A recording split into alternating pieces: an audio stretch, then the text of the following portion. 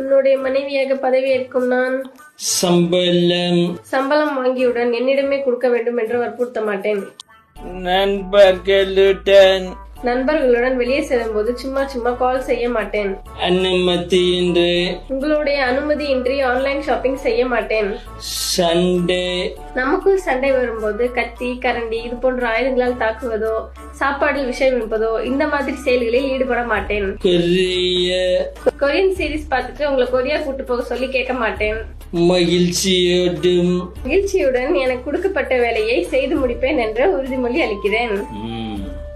இதுவரைக்கும் நீ உங்க அப்பாவுக்கு பொண்ணு, ஆனா இதுக்கப்புறம் எனக்கு பொண்டாட்டி. புரியுதா? கையெழுத்த போடு.